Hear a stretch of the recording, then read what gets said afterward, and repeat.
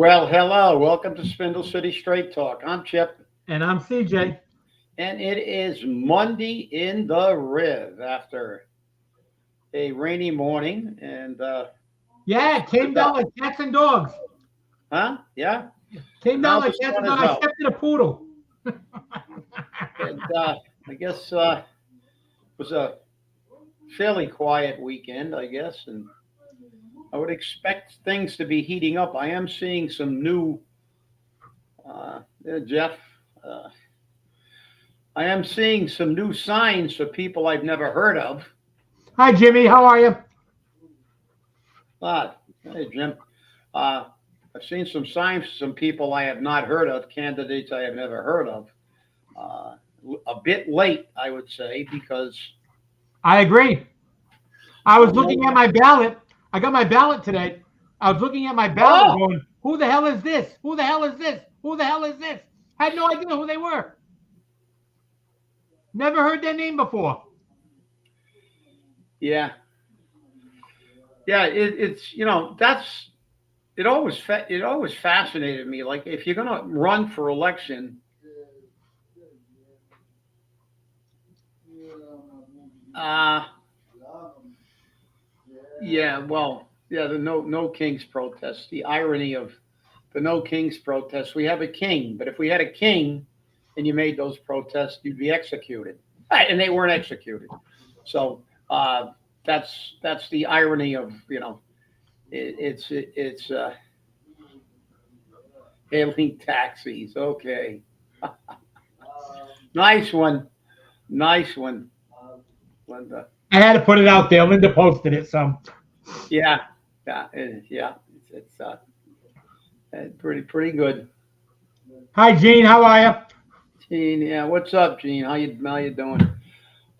Yeah. I mean, I saw somebody running for school committee, and he's got to sign up on Eastern Avenue, and like I said, it's puzzling that if you're going to run for election, at least try to make yourself known somewhere. I mean, uh, and if you look back,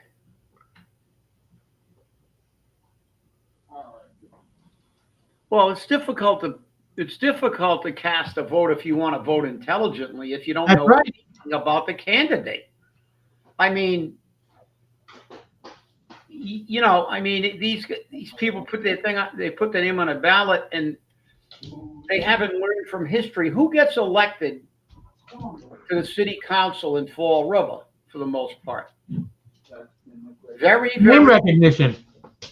name recognition, the attachment to a network. They drag in enough votes to get elected to the city council because they have some kind of affiliations or networks built up, and they get in. And if you look at it, well, Pat Casey was a great example of that because Pat Casey was one of the most inept, incompetent counselors, in my opinion. I And she have, was part of every committee, campaign, you name it. She was yeah, part of it. and she was a dog groomer. She knew a lot of people through her dog grooming thing. She was part of, remember that thing that used to, for many years ago, I know you Top remember, obnoxious smells. Stop Obnoxious Smells, SOS, down the South End, which is a very hot populated area. And they get in. I remember, I hate to date myself, but I'm not pretending to be, a high school kid. Uh, I remember when Joe Camara, Paul Hott got into the city council. Why did they get in? They Because played they're basketball basketball for players. Durfee. Yep, They were Durfee basketball players. that's right. Everybody's forgotten that. They got in because they dragged the vote, just like Brad Kilby. Brad Kilby was involved with those guys at the high school and stuff. So this is how they get in. You need people to vote for you. Most people will not vote for you sight unseen unless they know you. And it doesn't matter whether you're good or not in these cases, because some of these people are abysmal. Most of them, as a matter of fact, are abysmal. But they got in because they had, a voter base. whether they didn't earn that voter base. It just happened to be because, like, they were, like I said, derpy basketball players. They were part of some clubs, and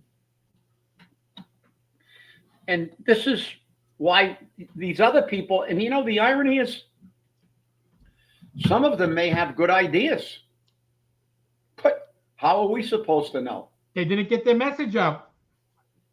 We don't know. We don't know.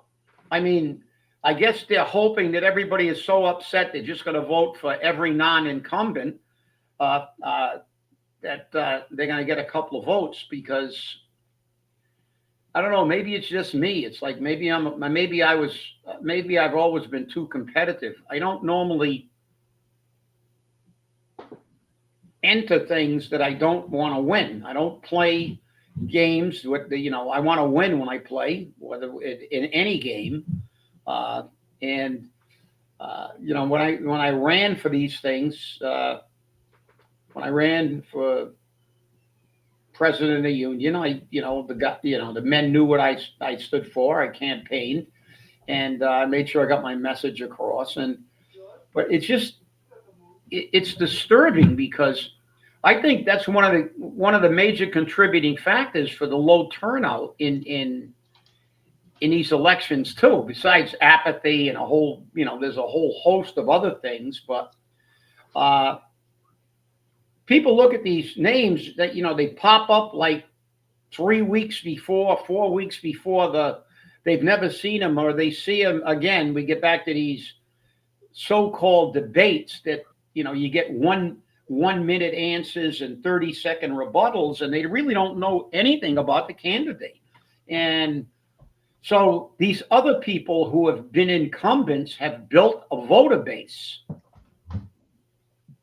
So you have to realize that these people are going to get people who, as CJ always says very succinctly, they got a chow mein sandwich, or they got a street light put in. Doesn't matter how bad they are at what they do. That's right. And we go to and I'm a little disappointed, CJ. I always like your quotes, but I really have to, you quoted Jasmine Crockett. Come on. Jasmine Crockett. What I can't accept is losing a fair election at the ballot box. If that is the will of the people, that is what our democracy demands. That's what it's become, though. Because she's full of crap. If she loses in Texas, she is going to blame everybody in the world except herself. It's going to be racist. It's going to be because of gerrymandering. It's going to be because of everything in the world except that she's an incompetent boob, in my opinion. So, I mean, I love it when politicians, that's almost, but not quite, as bad as Markey running for Senate and forgetting that 150 years ago, when he got elected to the Senate, he was running on term limits. So I remember clearly. And the thing is that I wasn't thrilled about the quotes this weekend, but I had to think about them in a way which justified them. And the way that quote justified itself was, when you lose at the ballot box, it's because you didn't vote. Yeah. That's the real message. And you're right. It's just like my thing in there about free speech. You'll notice all these left-wing nuts out there are out there screaming, I have the right to freedom of speech. I can say no kings. I have the right to freedom of speech. But when I say I have the right to own a gun, oh, you're no good. You want to own a gun. You can't own a gun. No guns. My Second Amendment right isn't as important as your First Amendment right? That's bullshit. No, you're right. You're right. Listen, the thing is, I don't disagree with the quote. It's just that it's extremely, it is extremely questionable that the person who that quote is attributed to actually feels that way, because they are typical lying politicians. Like every politician, Hillary Clinton still isn't over not getting elected, and Kamala's on the thing again saying, they all never get over it. And even Trump complained about losing that other election and election tampering, and he may be right. There was elect, but whose fault is that? It's the system. And he is at No least question is about somebody. it. He is at least somebody from outside the system. But the key is that if these politicians were truly concerned with fair elections, especially the Democrats, they would outlaw gerrymandering. They would demand voter ID. You know what's funny? I just watched an interview with Arnold Schwarzenegger, Yeah, who holds himself out to be a true Republican. And he said, this is not a new idea.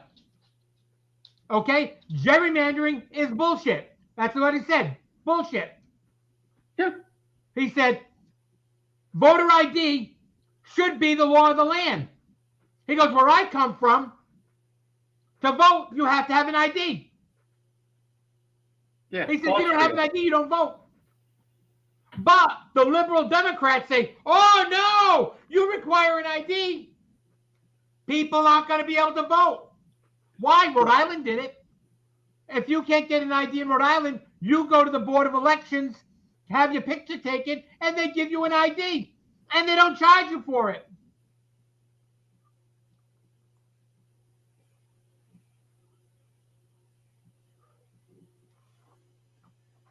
Yeah, well, that's yeah. Well, I mean, listen, there's a true politician. Just like uh, on Mayor standing with uh, Antifa group.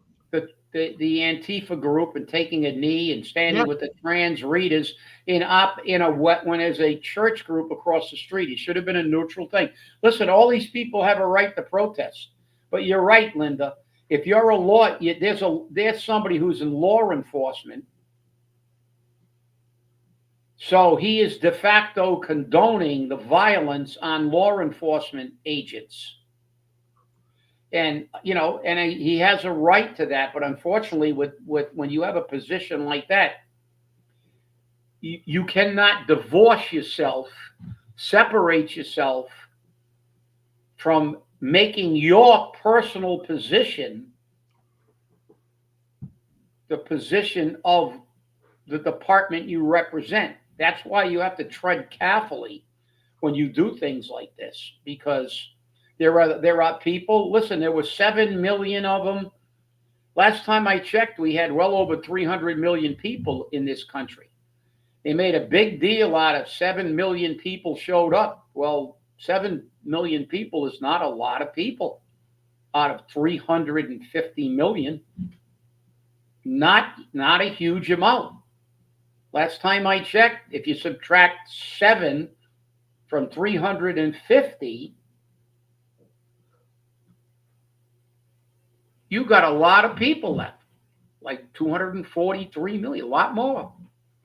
And so, but they have a right. But the thing was, the protests, to my knowledge, were mostly peaceful, which is a good thing. And if that's the case, that's fine.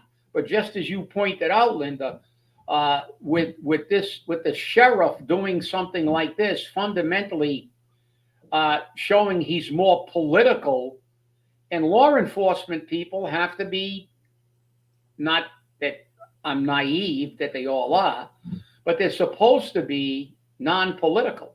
That's right. They're supposed to enforce the law, like our judges or so-called judges, who now do everything they can to punish everybody from an opposition party and forgive everything their party does. This is the problem with government. And how do we fix it?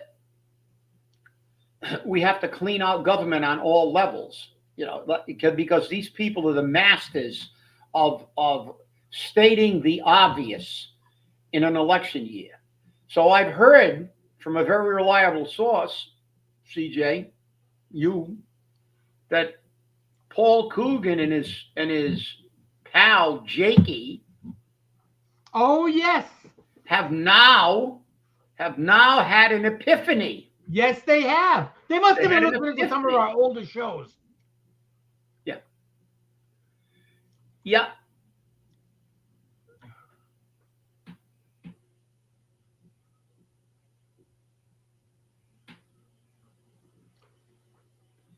Well, yeah, but they had an epiphany. They're now in favor of trade education. That's right. They And were at an if somebody checks our shows HVAC company. 15 years ago, what were we talking about, CJ? The German system of trade schools That's right. and apprenticeship programs. What do I think in 20 days? I think it's a classic example of why we have to clean out. Forget about local. Well, local government, we can have the greatest impact, but we've got to clean out the government on all levels. Listen, Oh, we do. No question about it. the Democrats, and look, they can lie all they want. The reality is, they had a continuing resolution to go for another 7 weeks, like they've always done, and Schumer voted for that for the last 50 years. They've got video going back a decade with him opposing any shutdown of government. And they're holding them hostage to make a point for their radical base because they want $1.5 trillion for 7 weeks. They want to close all the loopholes that were closed by the big, beautiful bill. They want to give money back to the radio stations like NPR that do nothing but spew left-wing propaganda. They want to give health care to illegals. It's not about Medicare. It's about the health care. And as a matter of fact, if you say that's not true, you're not paying attention, because Ro Khanna, a congressman from California, said it. He screwed up and told the truth. He was pressed in an interview, and Ro Khanna said, well, it's only a small pot of that money. Well, it's only a couple of $100 billion for that Medicare piece. That's out it. of a 1.5 trillion. It's only a small part, which meant that it is part of it. So a Democratic congressman admitted they're holding the country hostage because they want to close all the bills for their political donors and these things, and it's a disgrace. It's a disgrace. Schumer's more worried about getting primaried, and he will get primaried by AOC. He's done. Hakeem Jeffries is done. They're inept, incompetent leaders, and they're both going to probably be gone because the radical base is going to primary them, and they're going to be gone. You know, the old guard is leaving, and they're being replaced by a radical, ultra radical left wing. Not that this hasn't happened before. CJ and I, unfortunately, can remember that all these parties do this. It's a standard way they operate. They go too far to the Democrats go too far to the left, like they did with McGovern, you know, and real ultra liberal. I mean, now they wouldn't be, by today's standards, they would actually be probably be called moderates. But the ultra liberals, when they ran ultra liberals and got just spanked at the polls. And the Republicans went the opposite way, going too far to the right when they ran Barry Goldwater. You remember that, CJ? Yes, I do. You know, so this is what happened. They went too far to that. They went too batshit crazy to the right, and they got spanked in that election. Goldwater got massacred. And then the Democrats do that. What's going to happen now is that, the left wing, they're a extremely vocal minority, but the permanent ticks in Washington are more afraid of the damage they can do.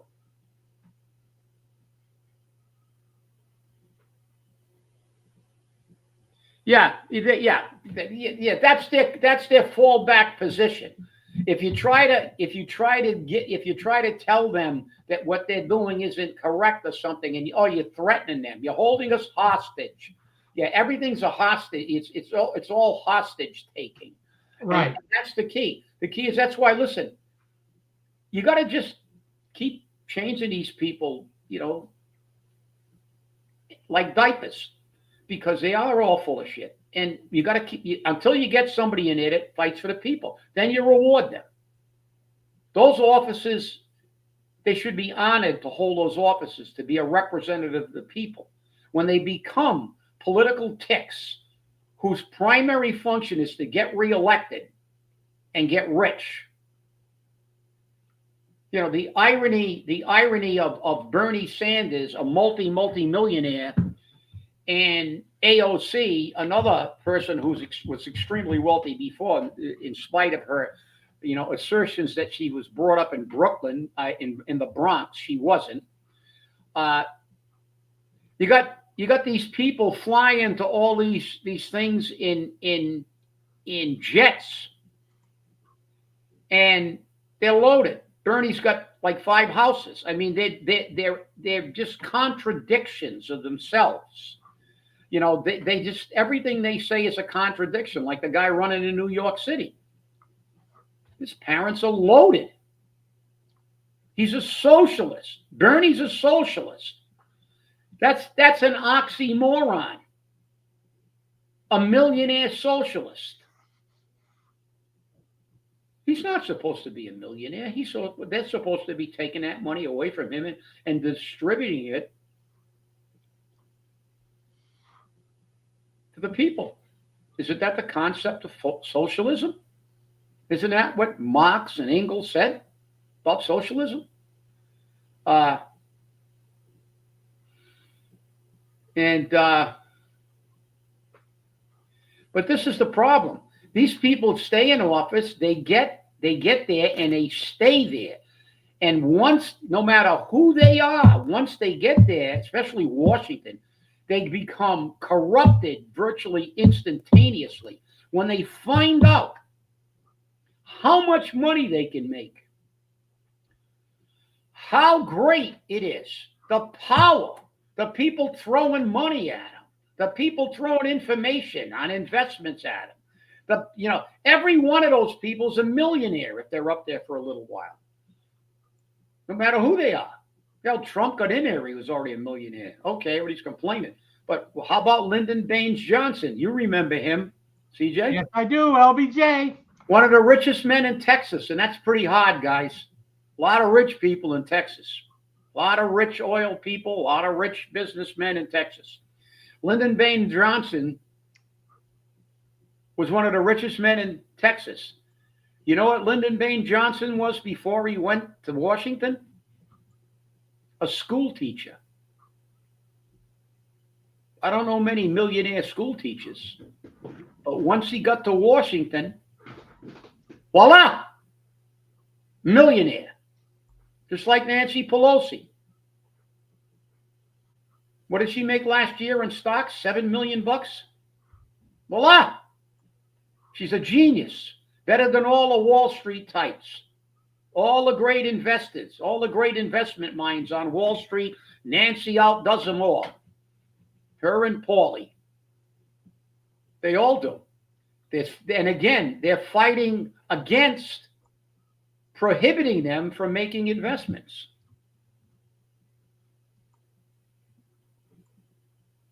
Yeah.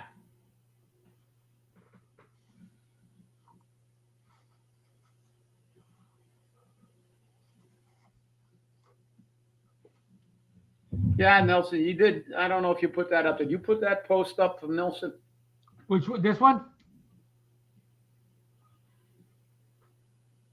Yeah. They just nodded their head and voted for Coogan to manipulate the law. They wouldn't allow me to speak. It's the first time I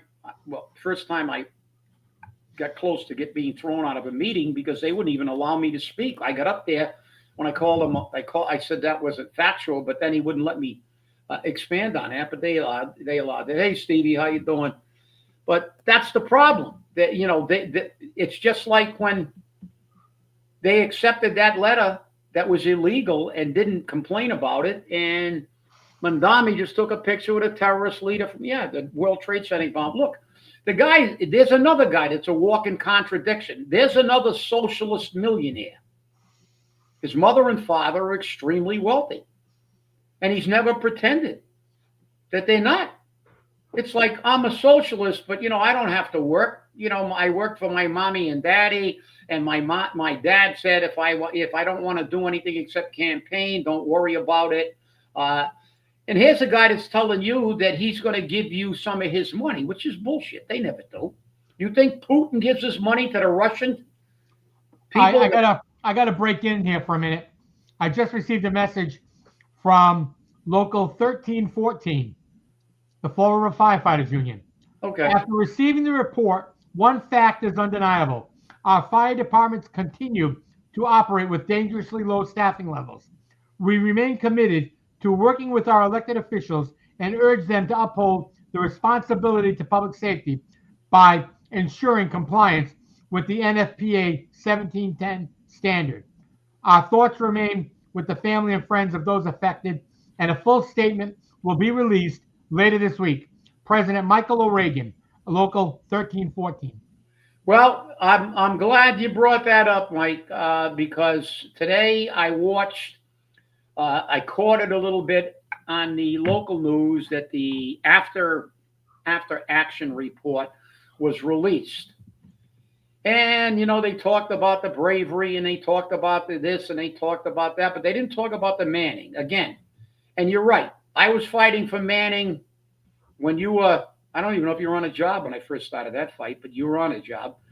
We always fought for Manning. We had better Manning then. We had 255 when I was a president. We went down from 300, and I fought that because they replaced them with overtime. But we had 250.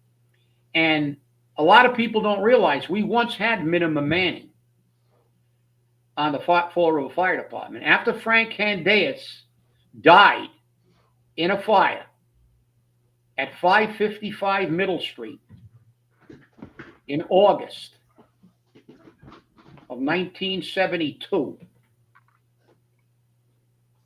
the city council and the city were in a big giggle. He had no warning bell on his mask, his 15-minute tank, and he died ran out of air, and he died 15 feet from the window. We had 5 firefighters in a hospital, and Lieutenant Francis Candeas was dead, trying to rescue an occupant of that building. And then another firefighter died up on the North Shore because of the lack of a warning bell, and the city would not pay for the warning bells. And after that, they made it mandatory, and we got warning bells on the tanks. But they gave us minimum manpower. They went in front of the council and said, anything you guys want, you get. We got minimum Manning. I was not the president then. I was a new guy. That's what made me run for president of the union. Because after 2 or 3 years with minimum Manning, they wanted it back. And the then president, who was getting close to retirement, gave it to them so they get a little extra bump that would go into his pension. And he walked off the job.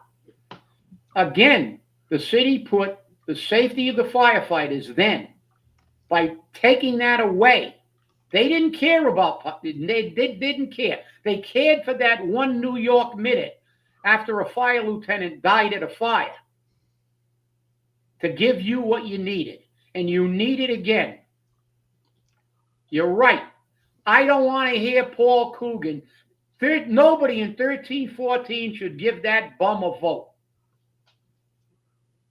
He doesn't want to talk about Manning. I heard him talk about, 5 years, we're going to do something over 5 years. We're going to do something over another 5 years, and he's going to be gone, and he knows it.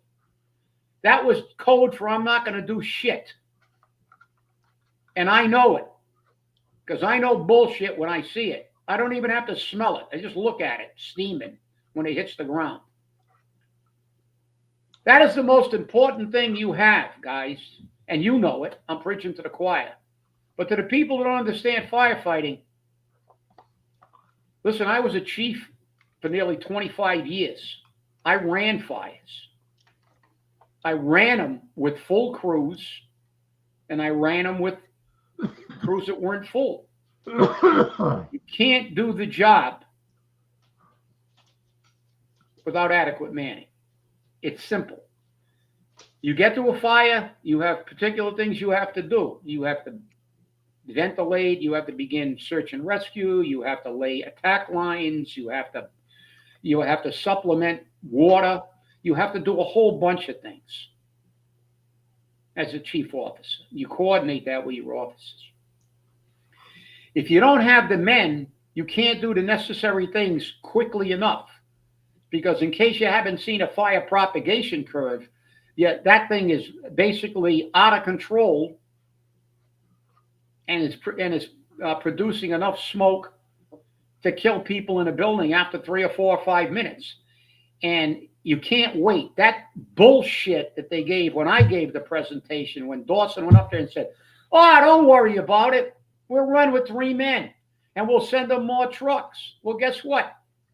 When I get to a fire as a chief and I got to put up ladders, I got to have people drag lines into the building.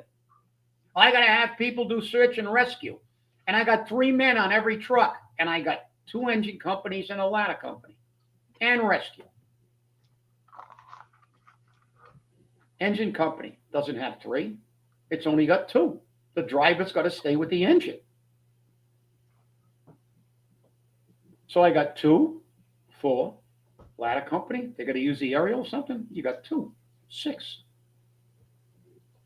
Rescue 1, you got 3. They got 9 people. Got 9 people. Got to put up a 50-footer. I need 4 people minimum.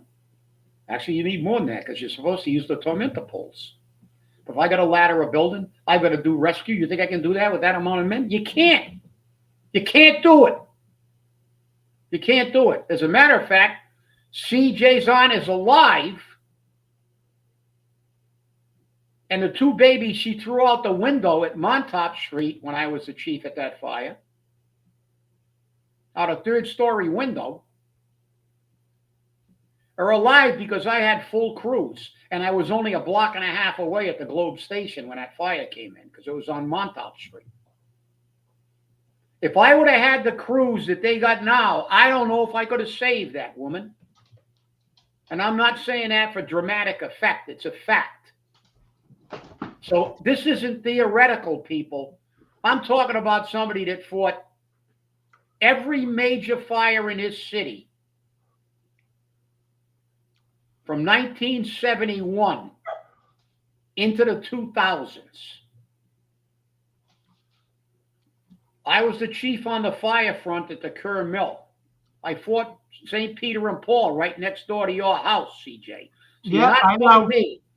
You know, you cannot replace manning. That is the most important and critical factor because you need bodies. And the analogy I used in front of the council was when Dawson said that horse shit about we're going to send you something later. Well, I'll tell you what. You guys challenged Paul Coogan to a football game. 11 firefighters against Paul Coogan's team, and then told Paul Coogan, but there's only one rule. You don't get 11 guys on a field. You only can start with 4. And then after maybe 10 minutes, we'll give you the 5th guy. And after 5 more minutes, we'll give you another guy. And maybe by the end of the 3rd quarter, you might have 11 people on the field. What's the score of that game going to be? Firefighters are going to be ahead about 650 to nothing. This is bullshit.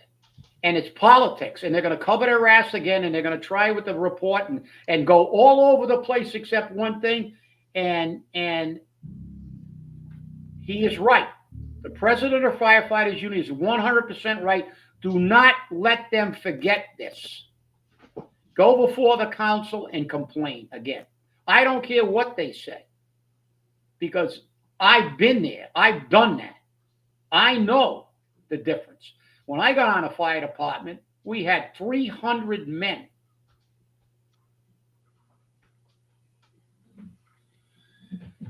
I was at that fire for 28 hours, Alphonse. I got there. I got recalled. I had just got off duty that morning.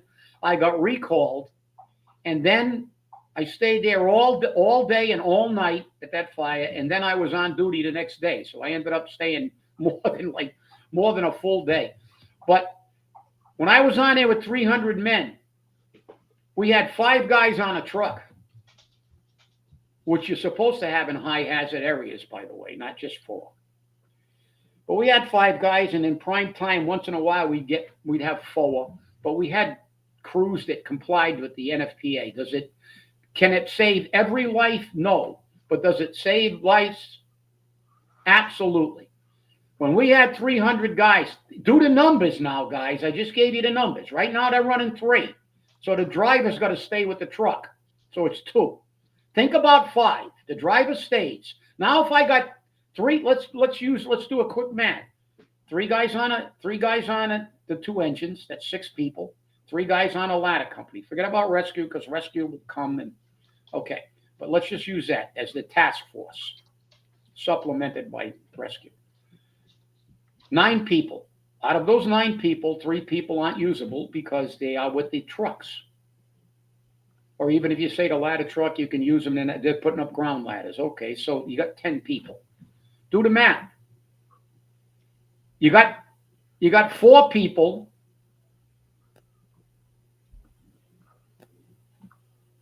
They're running with 3 guys on it, then 3 guys on a truck. That's 9 people total. 4 people on a truck, 12 people. 50% more people. Not hard to figure out. Can you do more work with 12 people than you can with 9 people? Yes. It's that freaking simple. And unfortunately, firefighting is not a regular job. Firefighting demands instantaneous reaction. I had 2,000 pages of material. Fire propagation curves, studies about a 3-man company versus a 4-man company doing fire revolutions. Every single one of them showed. That's what the NFPA 1710 standard is based on. And for the mayor of this city to have the audacity to sweep that under the rug, it's inconceivable to me. Because I've been to fires where people didn't make it out. And I've been to fires where we got people out. And only because we had sufficient manpower. You can't do what you don't have the bodies to do. You run out of people. And at some fires, no matter what you do. I mean, when we had Notre Dame Church, we had trucks from as far away as Boston.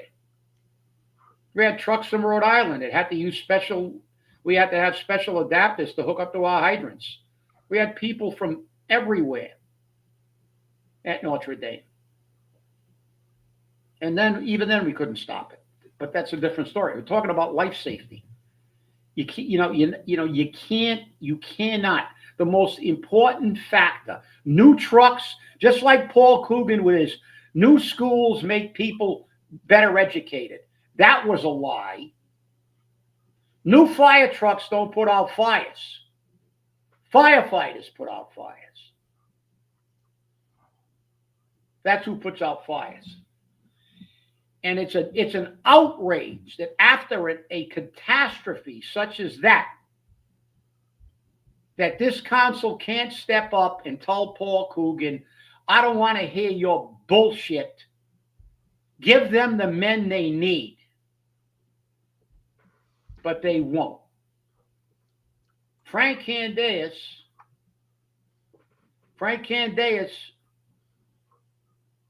gave us minimum manpower, and corrupt political people took it back,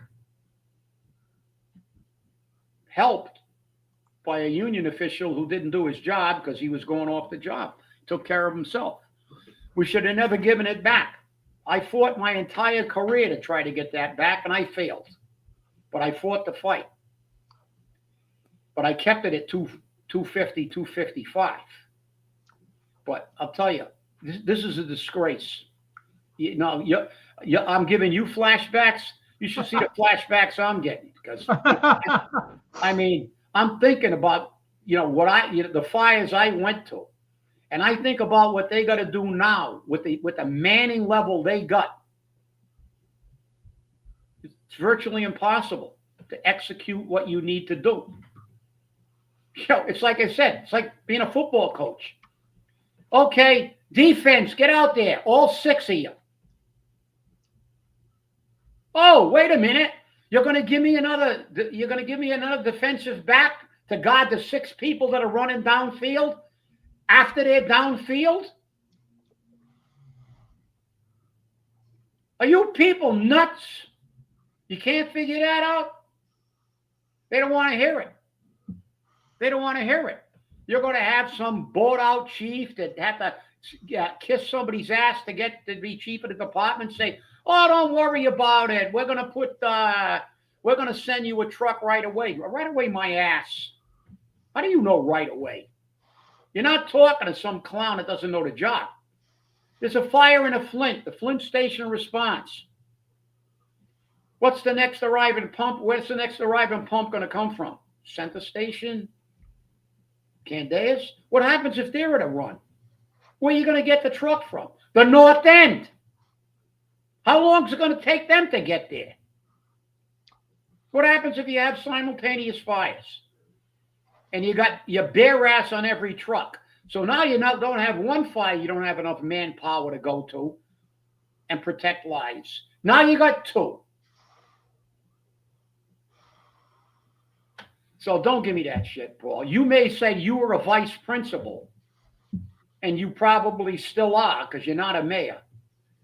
But I was a damn chief, and I ran fires, and I ran some big ones. And I'll tell you what,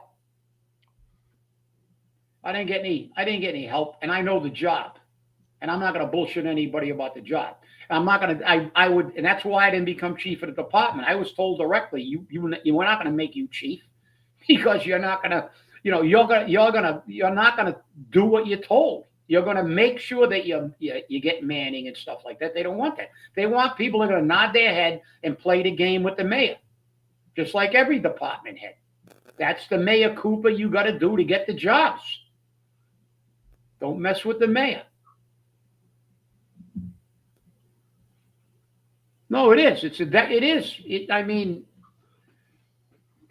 nobody could ever stand up and justify undermanning a fire department and call themselves somebody that cares about the firefighters that they're in command of.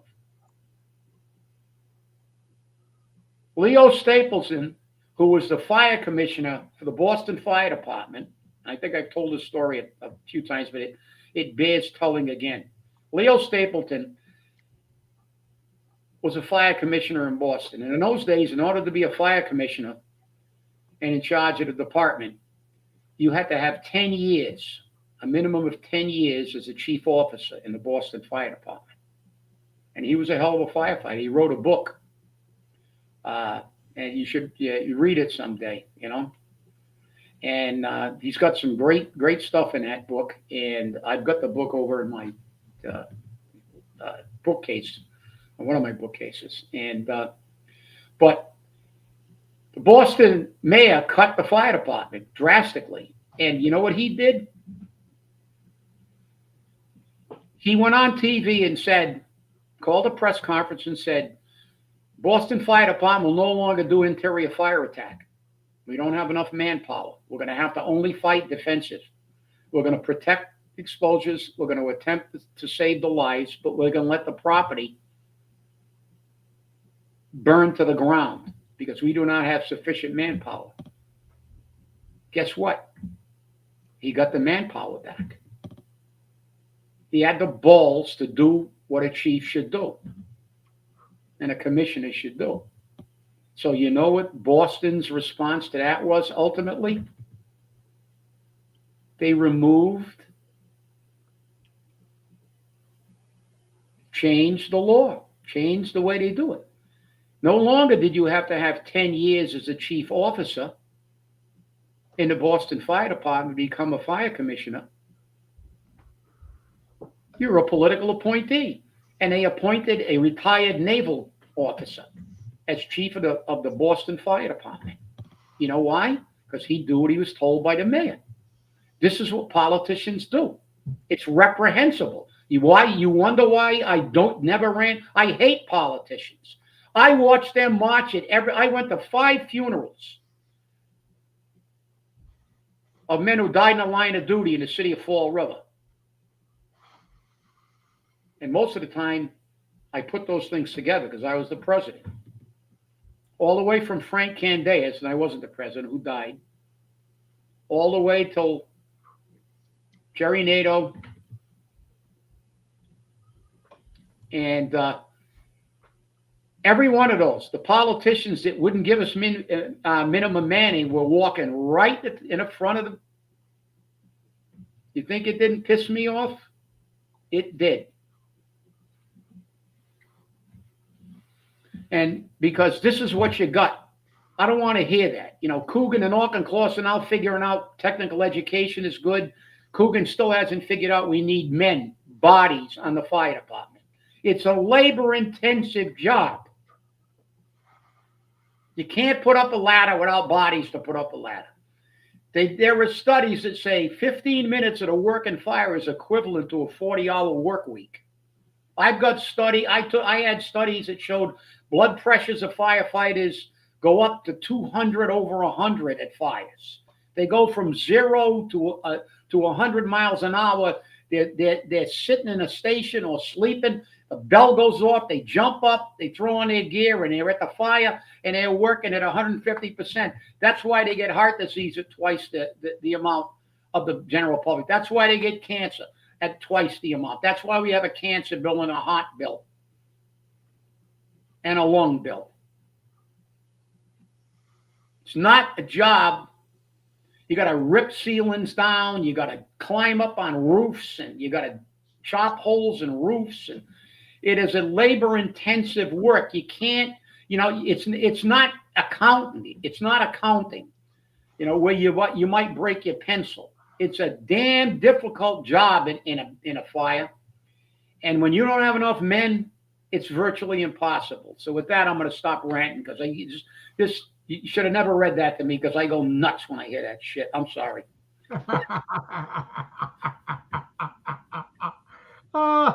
Hey, the after action report, besides saying there's not enough firefighters, which we knew already, says that the building did not have fire doors. They could not use elevators to evacuate because of the fire in the lobby. And the main cause of the fire was the fact that they had wrongful disposal of smoking materials and oxygen-rich environment. Well, number one, in an oxygen-rich environment, nobody should be smoking. That's right. True. There's actually a whole chapter about that in the National Fire Protection Association. But the thing is, fire doors, I'm not sure if they really need this. They need the smoke, to stop the propagation. Hospitals do. You know that. You work in hospitals. Right. If you're classified as a nursing home, but I don't look at. I've been retired a while now. I don't know if they've updated the life safety code, because there is a code for that. And if they were non-compliant with the code, that makes them liable. Would it be nice to put those doors to uh, compartmentalize the fire? Yeah, that's right. I'm glad you brought that up, just because somebody said that the elevator was on fire. You're not supposed to be able to use the elevator. You're not supposed to be in it. You're Exactly. not supposed to be in the elevator. And if you are in an elevator, it's supposed to have a firefighter's key, and a firefighter is supposed to be operating the elevator. And if the elevator gets compromised, they can immediately control it and get it to where they can get the hell out of the elevator, like in a high rise. But you're not supposed to be using an elevator in that type of structure. You're right. That shouldn't even have been in a report. That's ridiculous, because it's a two-story building, basically. Two or three story building. It's like you shouldn't be in an elevator. Elevator is in high rises. You have a firefighter's key in every high rise. You go in, you turn the key, it brings all the elevators down to the bottom floor, and then a firefighter gets in it and they control one elevator. And the only people in that elevator are firefighters. And they will use that predicated on the conditions, etc. But that's another thing. I'm glad you brought that up. That's right. Yeah, you're welcome, Betsy. It's our pleasure. But this is outrageous. I mean, for the firefighters to be complaining again, and great timing. Great timing. That report came out to remember. People should never forget, but they do. They do. Unfortunately, it is. It's human nature. But this is what happens. And they don't have, and like I said, I don't expect somebody who never did that job to understand the camaraderie, what you got to do in a fire, and because they've never been in a burning building. But I remember one fact that I will never forget, because I knew some people who died there at 9/11. There were 343 firefighters that died in those buildings. How many people would have even entered those buildings, taken one look at them? But 343 men perished. And then now thousands more have died because of everything, the smoke that they took, and they were working on that contaminated site for months after that. And like I said, it's you don't realize it until you've been there. And it's hard to tell somebody that when you're crawling down a hallway at 5 o'clock in the morning, and it's about 450 degrees in the hallway, and the hair in your ears is burning, and maybe the hair on your anal sphincter is too, and you still got to push a line in.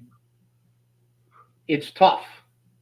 It's a tough job. And if you can't figure out that it's not being like a baby to say we need more help, and you do. You need as much manpower as you can get, and an NFPA standard is a bare ass minimum, because even in the NFPA 1710 standard, they don't tell you is. There's also part of that standard that says you need 5 men on a truck in a high hazard area. Fall River, fundamentally, with its 3 decades with balloon frame construction, the entire city's a high hazard area. Right. So, 4 men on a truck isn't even sufficient. That's it. In a perfect world. That's it. So, that's for sure. But well, hey, I want to thank you all for watching. It's been a very informative show. Thank you, Chip, for all the information that you shared with us, because we know it was important. And Alphonse had recommended that we get 500 firefighters and 700 plus police officers on the job. I don't think the city can afford it, but it'll make for an interesting time to see. 4 on a truck. That's what we need. That's it. Well, thanks for watching, everybody. Remember, stay safe, stay angry, and hold your politicians accountable. We'll see you on Wednesday. Have a great day.